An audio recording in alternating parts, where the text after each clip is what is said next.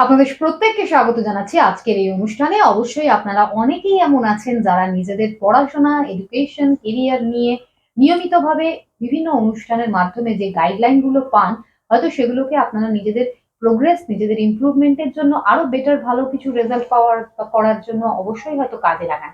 কিন্তু কিছু দর্শক হয়তো এমনও আছেন যারা আজকেই প্রথমবার অনুষ্ঠান দেখছেন। তাই তাদেরকে ডেফিনিটলি বলব প্রোগ্রামটা দেখুন। আশা করব এডুকেশন থেকে স্টার্ট করে আপনারা যা বিষয়ের সম্বন্ধে জানার আছে সেটা তো বিভিন্ন অনুষ্ঠানের মাধ্যমে জানতে পারবেন। এডুকেশন রিলেটেড বিভিন্ন বিষয়ের গাইডলাইন আজকের অনুষ্ঠান থেকে আপনারা পাওয়ার সুযোগ পেতে পারেন। আমাদের সঙ্গে রয়েছেন আন্তর্জাতিক খ্যাতিসম্পন্ন অ্যাস্ট্রোলজার, বিশিষ্ট বাস্তুবিদ, হস্তরেখাবিদ ও সংখ্যাতত্ত্ববিদ এবং অবশ্যই এডুকেশনের সম্বন্ধে তাকে একজন বিশেষজ্ঞ রূপে আমরা প্রত্যেকেই জানি, তিনি শ্রী ভৃগু অনাদি। দাদাকে স্বাগত জানিয়ে অনুষ্ঠানে করছি। আগে স্বাগত। নমস্কার। উপস্থিত সকলকে আমার আন্তরিক প্রীতি, শুভেচ্ছা, ভালোবাসা, বড়দের শ্রদ্ধা ও নমস্কার জানিয়ে প্রত্যেক দিনের মতন আজকেও চেষ্টা করবো আপনাদের এবং আমাদের জীবনযাত্রার বিশেষ কোনো দিক নিয়ে। সুপর্ণা, যারা মনে করছেন বিভিন্ন স্ট্রিমের ভিতর থেকে অবশ্যই ইঞ্জিনিয়ারিং এইটা নিয়ে পড়বেন বলে ভাবছেন, এবার এই ভাবনাটা কতটা আপনার জন্য রাইট, আর যদি ভাবেন সেক্ষেত্রে আপনাকে কোন কোন দিকের, যদি মনে হয় যে এটা আপনার জন্য সঠিক, তাহলেও জেনে নিতে হবে যে ইঞ্জিনিয়ারিং এর কোন দিকটা আপনার জন্য রাইট সাইড হবে। তাহলে চলুন আজকে এই বিষয়ের উপরে কিছু সাজেশন যদি দর্শকদের গাইডলাইন দেন। প্রথমত আমরা ইঞ্জিনিয়ারিং পড়তে গেলে সায়েন্স পড়তে হবে। তা আমাদের এখন সায়েন্স পড়ার প্রবণতাটা বেড়ে গেছে, প্রবণতা বেড়েছে। তার মানে সাকসেসের প্রবণতা বেড়ে গেছে এটা নয়, কিন্তু আমাদের সায়েন্স পড়ার প্রবণতা বেড়ে গেছে। ঠিক আছে, সায়েন্স বলতেই মানুষ দুটো রাস্তা জানে, একটা হচ্ছে আমার মেডিকেল পড়া, একটা ইঞ্জিনিয়ারিং পড়া। সায়েন্স থেকে প্রচুর কিছু পড়া যায়। ঠিক আছে, আপনি ডিসাইড করেছেন আপনি ইঞ্জিনিয়ারিং পড়বেন, কোনো অসুবিধা নেই, কিন্তু স্পেশালাইজেশনটা কী হবে, কোন গ্রহের উপর সেটা নির্ভরশীল, এইটাকে কিন্তু আপনাকে গুরুত্ব দিতে হবে। না জানলে কেরিয়ার আমরা তৈরি করতে পারবো না। কারণ আমরা বহু ইঞ্জিনিয়ারকে জানি বসে আছে, বহু ইঞ্জিনিয়ারকে, আমি এমটেক পাস করা ছিল 10,000 টাকা বাইরের চাকরির জন্য এসেছিল, স্যার চাকরি করতাম একটা ভালো জায়গায়, আমার লকডাউনে চাকরিটা চলে গেছে, বিয়ে করেছে, বাচ্চা হয়েছে, এখন ঘর ভাড়া দিতে পারছে না, 10,000 টাকাও যদি কোথাও কাজ পাই, মানে এর থেকে দুর্ভাগ্যের আর কিছু হতে পারে না। তা বক্তব্য হচ্ছে, তখন উচ্চশিক্ষিত ছেলে মেয়েগুলো যখন ঠিকভাবে তার মূল্যায়নটা তো কর্মজীবনে মূল্যায়ন হয় না, তখন না শুনেও খারাপ লাগে। আর যে ফিল্ডে রয়েছে তার তো খারাপ লাগছে, কিন্তু আর ব্যাক করে এডুকেশন করার কোনো জায়গা নেই, তাহলে কি করবে তখন? ওই কারণে কয়েকটা জিনিসের উপরে গুরুত্ব দিতে হবে। প্রথম, ইঞ্জিনিয়ারিং যদি পড়তে হয় আমাকে, তাহলে আমাকে ওখানে কি করতে হবে? ইঞ্জিনিয়ারিং পড়তে গেলে কিন্তু যেমন বায়োলজির কোনো ভূমিকা নেই, আমাকে physics, chemistry, mathematics, 4 subject, computer নিয়ে এই কম্বিনেশনটাকে সেট করুন। এটাকেও বলেছিল যে যদি কমার্স বেস এডুকেশন করুন, তাহলে আপনি কিন্তু ম্যাথ আর কম্পিউটারটা কমন রেখে তারপরে আদার যা খুশি রাখেন। যেরকম আপনি যদি কমার্সের মনে করেন অ্যাকাউন্টেন্সিতে অনার্স পড়বেন, তার সঙ্গে ম্যাথের কোনো সম্পর্ক নেই, ম্যাথ বেসও হতে পারে, উইদাউট ম্যাথও হতে পারে। কিন্তু ইকোনমিক্সে অনার্স পড়বেন মনে করলেন, ওটা math must. Economics without math economics honours হয় না। কোন সাবজেক্টটা কিসের সাথে যায় সেটা না জানলে কিন্তু পরে ভুল করবেন। সেরকম আপনি ভাবছেন আমি মেডিকেল পড়বো, হয়তো বায়োলজিটা কেটে দিয়েছেন বা নেননি বা বোঝেননি, আবার জানেনও না কি করব, বায়োলজিতে নম্বর বেশি তোলা যায়। আর আমি ওয়েস্ট বেঙ্গলের বোর্ডে পড়ি, আমার ছিল না, কম্পিউটার নেই, বায়োলজি নিয়েছি। এই বায়োলজিটা তো মেডিকেল ছাড়া এমনি সাধারণত আরও অনেক পড়া যায়, কিন্তু মূলত প্রফেশনাল দুটো কোর্সের মধ্যে বায়োলজিটা তো অন্য কোনো কাজেই লাগবে না যারা ইঞ্জিনিয়ারিং পড়ছেন মনে করছে। কিন্তু ম্যাথে কম নাম্বার পেলে হবে না, ফিজিক্স কেমিস্ট্রি মাস্ট। আশা করছি যারা পড়বেন মনে করছেন এটা সেট করেছেন। এইবার হচ্ছে কি পড়বো, তা স্পেশালাইজেশনটা কিভাবে ডিসাইড করা হয়, কোন গ্রহ ভালো আছে।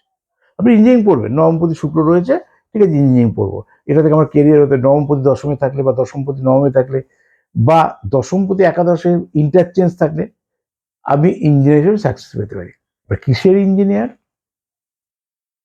আমি অনেক পড়তে পারি। ধরুন আমার মঙ্গল যদি জন্মকালীন ভালো থাকে, তা আমি আমি মেকানিক্যালি ইঞ্জিনিয়ারিং পড়তে পারি। যদি মনে হয় আমার শনি ভালো রয়েছে, আমি ইলেকট্রিক্যাল ইঞ্জিনিয়ারিং পড়তে পারি। যদি মনে করি শুক্র ভালো আছে, আমি computer science, computer application, information technology আর কেমিক্যাল ইঞ্জিনিয়ারিং। কেমিক্যাল ইঞ্জিনিয়ারিংটা মঙ্গল শুক্র এক জায়গায় থাকতে হয়। দেখুন, অনেক পরের র্যাঙ্ক, আপনি আইলাক র্যাঙ্ক হলেও আপনি একটা ইঞ্জিনিয়ার হতে পারবেন। যদি জয়েন্টে আপনার আইলাক র্যাঙ্কও হয়, কি পাবেন? যেগুলো র্যাঙ্কের শেষের দিকে, আপনি মেকানিক্যাল ইঞ্জিনিয়ারিং, এগুলো র্যাঙ্কের পেছন দিকে একদম। কেন পলিটেকনিকও মেকানিক্যাল রয়েছে। তাহলে ফেস ভ্যালু কি এক হবে? আবার কেন পড়বো? আমার ডিগ্রিটা ইঞ্জিনিয়ার থাকলো, তা দিয়ে আমার লাভ হবে না। কি স্পেশালাইজেশনটা কি করবো? আসুন দেখে না যাক source of income. Source of income একাদশ থেকে, তাহলে একাদশ পঁচিশ কত টাকা রোজগার হতে পারে কোন কর্মের মধ্যে দিয়ে? দশমে কোন গ্রহ রয়েছে? দশম থেকে কর্ম, একাদশ থেকে সোর্স অফ ইনকাম, আর নবম থেকে ভাগ্য। তাহলে কতটা রোজগার হবে কি কর্মের মাধ্যমে? সব কাজের মধ্যে দিয়ে এক রোজগার হবে না। তারপর হচ্ছে আমার ভাগ্যের ইমপ্রুভমেন্ট হবে কিনা, সেটা নবম। আর আমি অর্থ জমাতে পারবো, সব কথাগুলো কিন্তু বিষয়গুলো আলাদা আলাদা। তাহলে এখানে অর্থ জমাতে পারবো কিনা পরে যা চলে আসে, যখন চাকরি পাই রোজগার করতে পারছি না, তখন ধনস্থান। কিন্তু আমরা প্রথমেই দেখি সেগুলো। তাহলে সোর্স অফ ইনকাম ক্লিয়ার, একাদশপতি কোথায় কিভাবে আছে, তাহলে কতটা অর্থ উপার্জন করতে পারবো, কোন বিষয়ে করতে পারবো, দশমপতি কোথায় রয়েছে, দশম কাকে বলে, এগুলোকে জানতে হবে। লগ্ন থেকে 1 2 3 4 করে এরকম দ্বাদশ ঘর বিচার করা হয়। 12টা ঘর, 360 ডিগ্রি, 9টা গ্রহ, 3টে ঘর ফাঁকা থাকবে, 3-এর অধিক শূন্য থাকা খারাপ, 4টে হলে চতুর্থ শূন্য, 5টা হলে দ্যাট ইজ কালসর্প যোগ, 6টা হলে ষষ্ঠ শূন্য যোগ, এগুলো নেগেটিভ যোগ, সুগারের মতো। সুগার থাকলে যেমন হেলথের ক্ষতি হয়, প্রতিরোধ করার ক্ষমতা কমে যায়, ওগুলো তাই, ওগুলো তখন কাটিয়ে নিতে হবে। তাহলে আমি বুঝে গেলাম, না আমার মঙ্গলই কিন্তু কর্মপতি রয়েছে। তাহলে এই কর্মপতি মঙ্গল যদি থাকে, তাহলে আমার জন্য মেকানিক্যালটা অ্যাপ্রোপ্রিয়েট। না, আমার শুক্র ভালো রয়েছে, এই শুক্র কিন্তু আর্টসের আবার জিওগ্রাফিও দেখে, কিন্তু আমি সায়েন্স পড়ছি, সায়েন্সে যদি পড়ি তার জিওগ্রাফিতে অনার্স নিয়ে যাবো কেন? যা যদি অনেকে আছে তাই করে, জিওগ্রাফিতে যদি অনার্সই পড়বো, আমি আর্টসে নিয়ে পড়বো, তাহলে আমি সায়েন্সে আসবো কেন? এই সায়েন্সের মধ্যে কিন্তু জিওগ্রাফি আছে। এখন তো সাবজেক্টগুলো এলোমেলো হয়ে গেছে, প্রচুর ভেঙে গেছে। এর আগে বহুবার বলেছি আমি,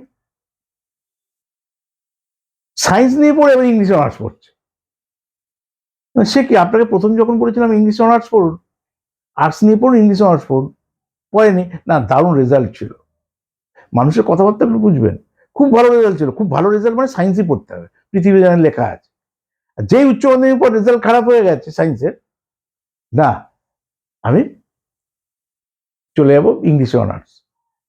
তাহলে বলুন তো, আর্টস থেকে ইংলিশ অনার্সটা সুবিধাজনক, সায়েন্স থেকে ইংলিশ অনার্সটা সুবিধাজনক? ইংলিশ অনার্স পড়তে গেলে সায়েন্সে যাবো কেন? এই ভুল সিদ্ধান্তগুলো এই গ্রহ নক্ষত্রগুলো করায়, আর আপনার ঠিক ডিসাইড করে উঠতে পারেন। এই জন্য বড় জ্যোতিষের কাছে আগেই পরিকল্পনা করে নেওয়া, যে আঙ্কেল আমি এইটা করতে চাইছি, কিন্তু এটা আমার আদৌ হবে কিনা। আমি ইঞ্জিনিয়ারিং এর জন্য প্রিপারেশন নিচ্ছি, আমি এই জয়েন্টে বসবো, কিন্তু আমার স্পেশালাইজেশনটা কি হওয়া দরকার, তাহলে পরবর্তীকালে সেটা দিয়ে ফোকাস করবো। হতেই পারে আপনার জন্য ইনফরমেশন টেকনোলজি, আবার হতে পারে ইঞ্জিনিয়ারিংটাই আপনার শেষ কথা না, কারণ ইঞ্জিনিয়ারিং পর মাস্টারি, এমটেক যাওয়া যায় ডাইরেক্ট, বিটেকের পর এমটেক, আদারওয়াইজ এমবিএ। হতেই পারে আপনার আর ইঞ্জিনিয়ারিং হবে না, আপনার ইঞ্জিনিয়ারিং পড়ে মাস্টার ডিগ্রিটা আপনার ম্যানেজমেন্ট পড়তে হবে। তাহলে আমাকে তো সেইভাবে সাবজেক্ট সিলেকশন করে নিতে হবে। আবার কমার্সের ম্যাথ আর সায়েন্সের ম্যাথেও একটু বেশি ডিফারেন্স থাকে। এখানে তো অ্যাপ্লাই ম্যাথ পড়ছেন না, ম্যাথে প্রচুর ডেপথ থাকা দরকার, কিন্তু ইঞ্জিনিয়ারিং ম্যাথ ছাড়া কিন্তু ইঞ্জিনিয়ারিং হবে না। তাহলে আপনি কি ধরনের সাবজেক্ট সিলেকশন করবেন? একটু আগে বললাম সোর্স অফ ইনকাম, একাদশ কি ধরনের রোজগার করতে চাইছেন বা হবে আপনার চোখে, আপনি চাইছেন না, আছে, সে দশমে কোথায় রয়েছে, তাহলে সেই ধরনের রোজগার হবে কিনা সেই কর্মের মধ্যে দিয়ে। এবার সেই কর্মে কতটা ভাগ্য উন্নতি হবে, দ্যাট ইজ নবমপতি। অবভিয়াসলি যেটা খারাপ থাকে, তো নবমে খারাপ আছে, তো সেটাকে বুঝতে হবে, পুরো প্রতিকার না, দশমপতি খারাপ রয়েছে, সেটাকে পাওয়ার দেবো। কিন্তু পড়ে ফেলার পর কি হবে, আপনি একটা সাবজেক্ট নিয়ে পড়ে ফেলেছেন, সেই সাবজেক্টের গ্রহটা খারাপ রয়েছে, তাদের উপযুক্ত চাকরি হবে, প্রতিকার করে কি করতে পারি? একটা রাস্তা ঠেলে দিলাম, কিন্তু যেমন কথা বলছি, আপনি একটা ইঞ্জিনিয়ার 1 লাখ 2 লাখ 3 লাখ টাকা মাইনা পাচ্ছে পার মান্থ, আবার একটা ইঞ্জিনিয়ার 10,000 15,000 টাকা মাইনা পাচ্ছে। তখন বলি আমি এর থেকে না পড়াশোনা করা ভালো ছিল। তো এই জায়গাগুলো একটু বোঝার বিষয়। যদি আগে এসে ঠিক ডায়াগনোসিস গুলো করে নিতে পারেন, প্রতিকারগুলো ঠিক মতন করে নিতে পারেন, নিশ্চয়ই আমাদের সংস্থানে সাকসেস আসবে। এবং এর জন্য আপনারা যোগাযোগ করবেন যেভাবে, সেটি হলো একটি আপনারা চেম্বারে, তাহলে অথবা অনলাইন। যদি মনে হয় চেম্বারে যোগাযোগ করবেন, আগে বুকিংটা করে নিতে হবে আর তারপর চেম্বারে যোগাযোগ করতে হবে। অনলাইনের জন্য বলে রাখি 9830143766। যদি মনে হয় যে এই নাম্বারে আপনারা যোগাযোগ করে অনলাইন গাইডলাইন নিতে চান, সেটা জানান, তাহলে পাচ্ছেন হোয়াটসঅ্যাপ নাম্বার। সেই হোয়াটসঅ্যাপ নাম্বারে আপনার নাম, আপনার বার্থ ডিটেল, আপনার 2 হাতের ছবি, গার্জিয়ানের নামের প্রথম অক্ষর এবং যেটা আপনি জানতে চাইছেন সে বিষয়, আর যে ফিজ পারিশ্রমিক অনলাইন পাঠিয়ে দেওয়ার 48 ঘন্টার ভিতরে আপনারা নিজেদের জিজ্ঞাসার যেটা উত্তর সেটা জানবেন। আর চেম্বারে আসতে গেলে তো আগে বুকিংটা করে নেওয়াটাই প্রধান কাজ। তারপর প্রত্যেক সপ্তাহের প্রত্যেক বুধবার রাসবিহারী এভিনিউ, প্রত্যেক বৃহস্পতিবার, শনিবার, রবিবার খড়দায় আর প্রত্যেক রবিবার শিয়ালদায় আপনারা যোগাযোগ করবার সুযোগটা পেয়ে যাবেন। অবশ্যই আগে থেকে কাজটা করবেন, তারপর চেম্বারে পৌঁছাবেন। আজ অনুষ্ঠানে এই অবধি। আমাদের অতিথিকে ধন্যবাদ জানাই। দর্শক বন্ধুদেরও জানাবো। সবাই ভালো থাকবেন। নমস্কার।